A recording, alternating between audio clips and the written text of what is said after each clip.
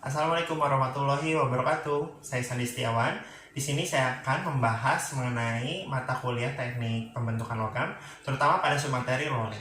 Nah, lalu apa sih sebenarnya yang disebut dengan rolling tersebut? Sebenarnya kita semua tidak asing lagi dengan yang namanya rolling. Sebenarnya dari dulu, bahkan dari sejak kita kecil, kita sering sekali menggunakan rolling dalam memperkecil atau membentuk suatu tanah liat menjadi bentuk-bentuk lain. Nah, tapi yang akan dibahas di video ini adalah proses rolling yang diaplikasikan pada logam. Nah, lalu apa sih sebenarnya proses rolling itu?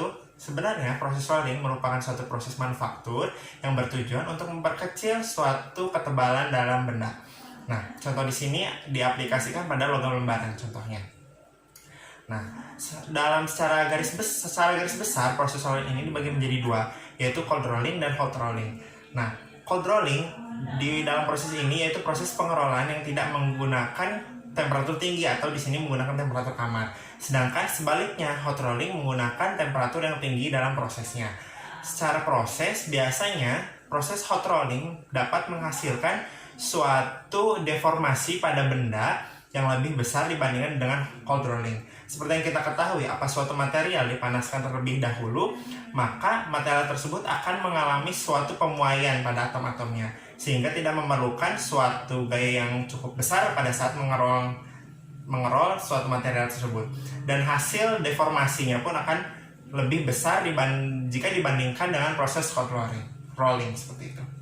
Nah, pada prosesnya, pekerjaan rolling ini dibagi menjadi beberapa, yaitu diantaranya flat rolling, shape rolling, dan rolling mills.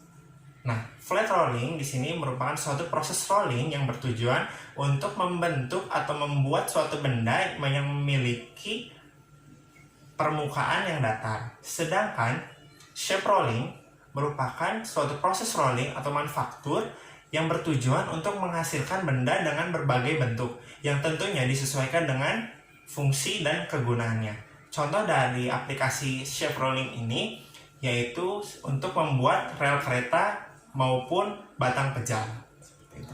Dan yang terakhir yaitu ada juga yang disebut dengan rolling mills. Nah, rolling mills ini sebenarnya sama, tujuannya untuk memperkecil suatu ketebalan benda.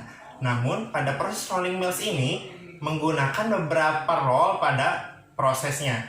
Nah, rolling mills ini dibagi menjadi dua, yaitu high cluster mill dan juga tandem rolling mills.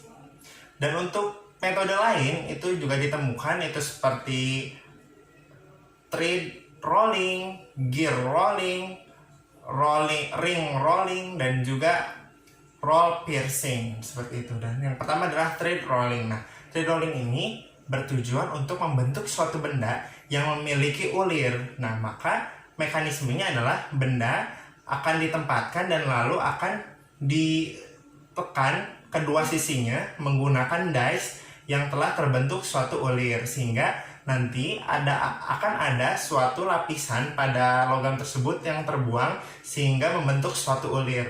Nah, pada proses ini biasanya dapat dilakukan secara bolak-balik menggunakan dice atau juga bisa digunakan dengan metode memutar seperti itu. Yang selanjutnya adalah